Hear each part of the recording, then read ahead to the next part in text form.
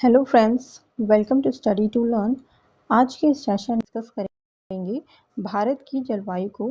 ये हमारी आज सेकंड क्लास है ज्योग्राफी की। तो इसमें हम भारत की जलवायु को जानते हैं कि भारत की जलवायु कैसी है। तो आइए देखते हैं, जो भारत की जो जलवायु है इसको मानसूनी जलवायु माना जाता है।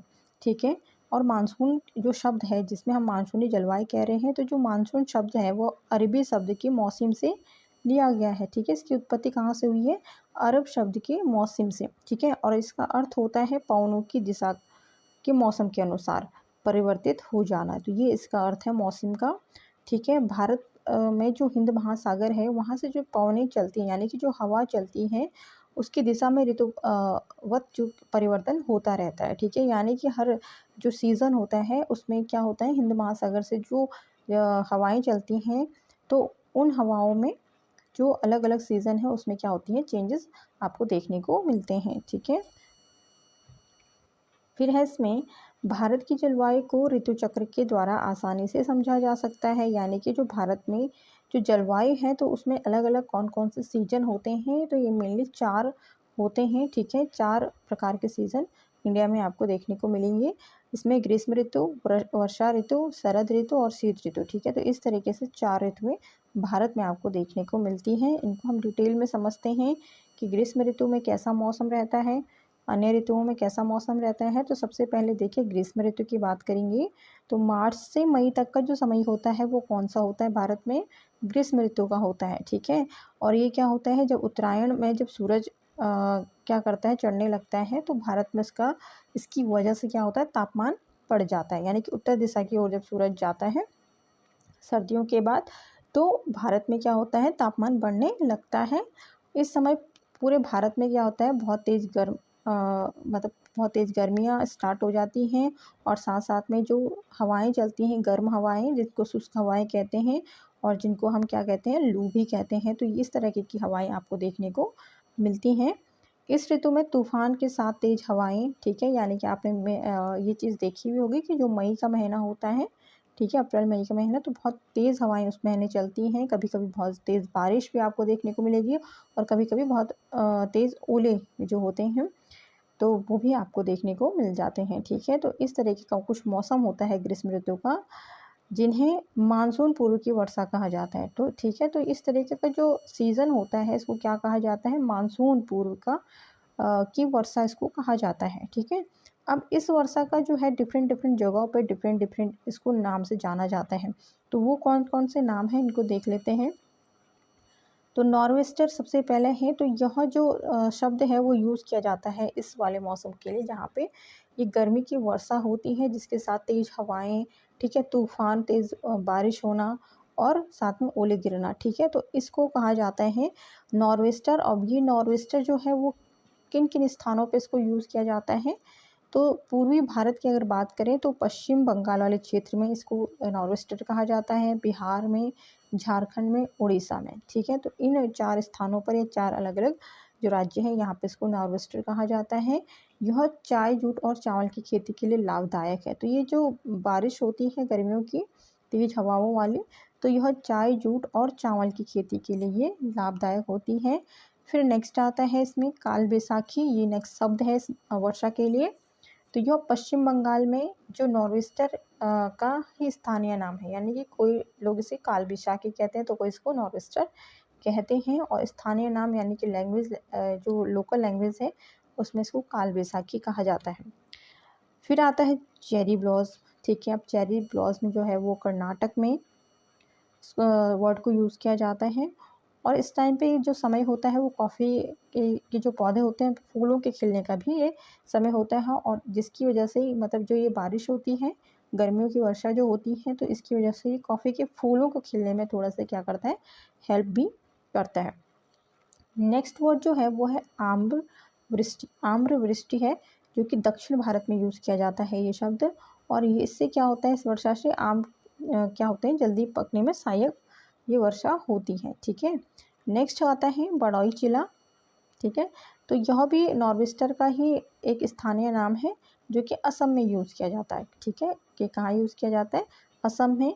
नॉर्वेस्टर इसको आपने देखा होगा पूरी भारत में पूर्वी जो एरिया है इंडिया का, तो वहाँ पे यूज़ किया जाता है। लेकिन पूर्वी का जो पश्चिमी बंगाल पड़ता है, तो वहाँ पे इसको थोड़ा-सा नाम चेंज करके इसको काल बैसाखी कह देते हैं। और वहीं अगर असम की बात करें तो इसमें बड़ोई चीला इसको कहा जाता है, ठीक है, इस प्रकार की वर्षा को। तो ये तो रह गई ग्रीष्म ऋतु की बातें। अब नेक्स्ट इसके बाद जो ग्रीष्म के बाद जो नेक्स्ट ऋतु या नेक्स्ट सीजन हम कहें तो वो आता है वर्षा ऋतु का। तो ये जो वर्षा ऋतु है वो लगभग मध्य जून से स्टार्ट होकर के सितंबर तक यह चलती है, ठीक है। तो इस समय को पूरा क्या कहा जाता है, वर्षा ऋतु कहा जाता है। इस समय भारत में उष्णकटिबंधीय अभिसरण क्षेत्र, ठीक है, यानी कि ITCZ के शिवालिक तक पहुंचने के कारण निम्न दाब का क्षेत्र बन जाता है, ठीक है। तो ये क्या हो जाता है, यहाँ पे उष्णकटिबंधीय जो क्षेत्र है वहाँ से जो शिवालिक तक पहुँचने के लिए क्या होता है, जो वायु का दाब है वो कैसा हो जाता है, निम्न हो जाता है, जिससे मानसून गर्त कहा जाता है, ठीक है। इसको क्या कहा जाता है, मानसून गर्त कहा जाता है। और इस गर्त को भरने हेतु हिंद महासागर की समुद्री पवनें, यानी कि फिर से हिंद महासागर की जो हवाएं हैं वो क्या होती हैं, वो गति ले लेती हैं, जिन्हें दक्षिण पश्चिम पवन कहा जाता है, ठीक है। तो ये इस तरीके से हवा के साथ साथ में क्या आते हैं, धीरे धीरे बादल बनने स्टार्ट हो जाते हैं, ठीक है। फिर इसके बाद क्या है, पूर्व दिशा की ओर भारत में प्रवेश होता है, ठीक है। तो इन हवाओं का जो प्रवेश है वो कहाँ जाने को किधर के जाता है, पूर्व दिशा, उत्तर पूर्व दिशा, ठीक है, उत्तर भारत में और पूर्व भारत की ओर इसका प्रवेश होता है। तो साथ में फिर इसके साथ ये वर्षा स्टार्ट हो जाती है। भारत में ग्रीष्मकालीन मानसून के इस आगमन को मानसून प्रस्फुटन कहा जाता है, ठीक है। तो जैसे ही ग्रीष्मकालीन का मतलब एक कहें कि ग्रीष्मकालीन बहुत प्रचंड रहता है उस समय जो हमारी जून की जो जून का महीना होता है उस समय, और उसी टाइम क्या होता है कुछ दिनों के बाद मानसून एकदम से स्टार्ट हो जाता है। तो इसको क्या कहते हैं, मानसून प्रस्फुटन कहा जाता है, ठीक है। जो तेज़ हवाओं के साथ में जो एकदम से उत्तर भारत और पूरब दिशा में जो परिवर्तन आपको देखने को मिलता होगा, तो इसलिए हम इस नाम को यूज़ करते हैं। अब देखिए भारत में सर्वाधिक वर्षा इसी दक्षिण पश्चिम मानसून से होती है, ठीक है भाई। अब इसकी वजह यही रीज़न है कि सबसे सबसे अधिक जो बारिश है, जो सबसे अधिक वर्षा है,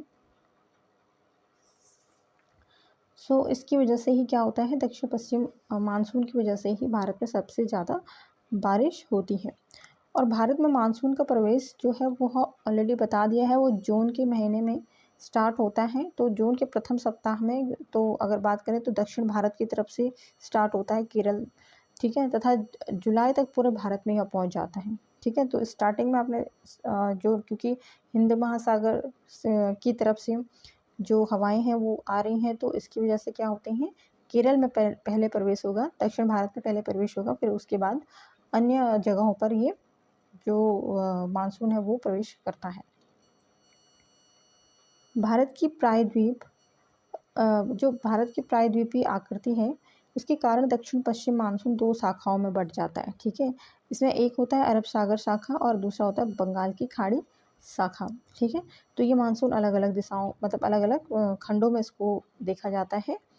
अब इस क्यों देखा जाता है, क्योंकि आपने देखा होगा कि भारत की पूर्व की में जो है बंगाल की खाड़ी की वजह से, ठीक है, अरब सागर जो कि भारत के अरब जो बंगाल की खाड़ी है उसके बाद जो सागर है वो बंगाल की खाड़ी के बाद वो है अरब सागर, ठीक है।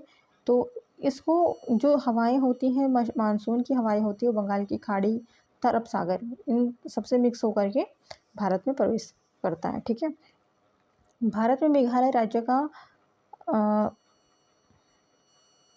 भारत में मेघालय राज्य का माशिनराम विश्व में सर्वाधिक वर्षा वाला क्षेत्र है, ठीक है।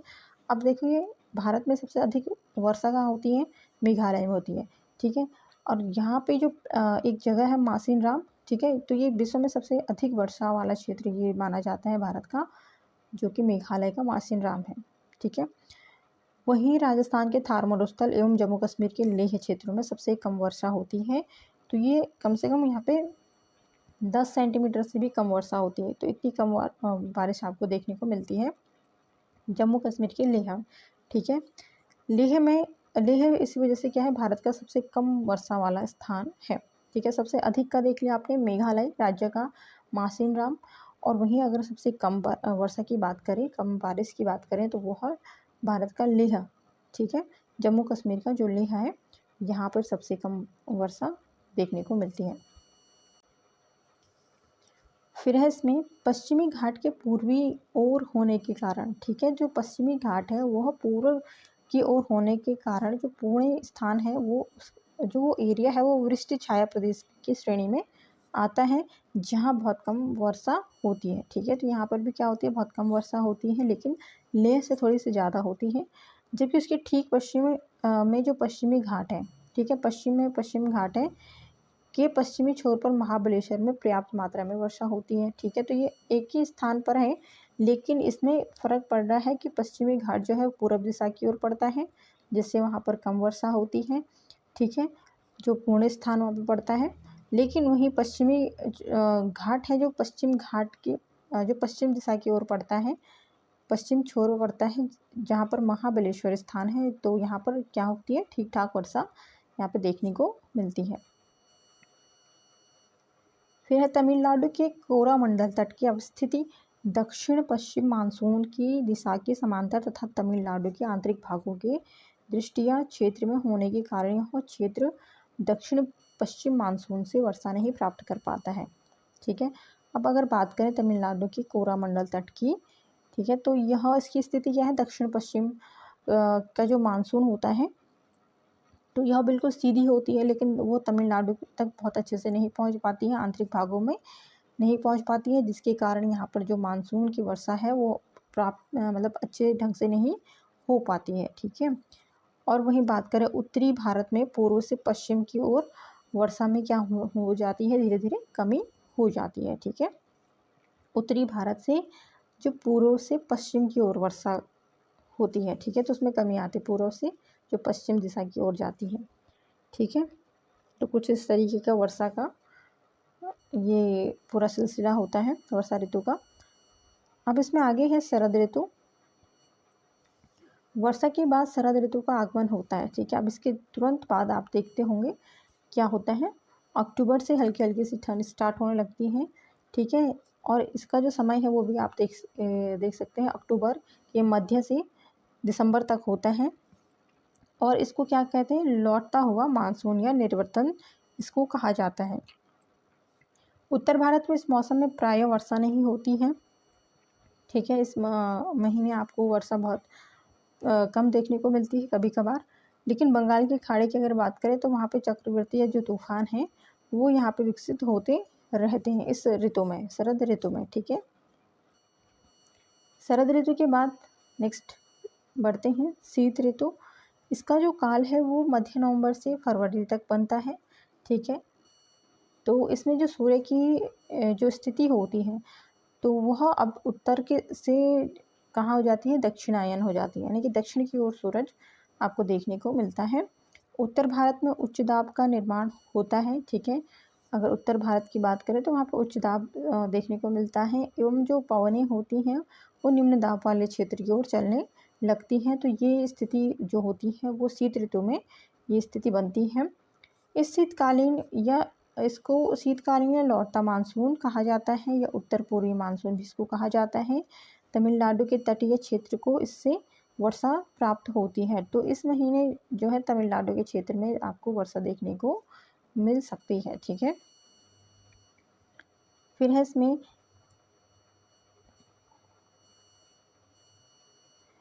इसी समय जो भूमध्य सागर से उत्पन्न होने वाले जो शीतोष्ण कटिबंधीय चक्रवात होते हैं, जिसको पश्चिमी विक्षोभ भी कहा जाता है, और वह पश्चिम जट जो स्ट्रीम के सहारे भारत के पश्चिम उत्तर भाग में प्रवेश करती है, ठीक है। तो जो भूमध्य सागर में उत्पन्न होने वाले जो चक्रवात होते हैं वो पश्चिमी जेट स्ट्रीम के सहारे कहाँ आती है, पश्चिम उत्तर भाग में आती हैं, ठीक है। तो पंजाब हरियाणा उत्तर प्रदेश ये वाला जो एरिया है, बिहार में क्या होती है, हल्की वर्षा होती है, और जम्मू कश्मीर एवं हिमाचल में उसके साथ क्या होता है, वर्षा के साथ हिमपात भी स्टार्ट हो जाता है, ठीक है। तो ये सब कब होता है, ये शीत ऋतु में होता है, ठीक है। यह जो वर्षा होती है ये रबी फसल के लिए काफ़ी लाभदायक होती है, ठीक है। जब गेहूँ बोया जाता है तो उस समय के लिए ये बहुत अच्छी ये इस वर्षा को माना जाता है। ठीक है, यानी कि ये वर्षा बहुत अच्छी इन फसलों के लिए होती है। ठीक है, तो ये था कुछ जलवायु से रिलेटेड। आपको वीडियो पसंद आई हो तो फिर लाइक शेयर सब्सक्राइब कर दीजिएगा।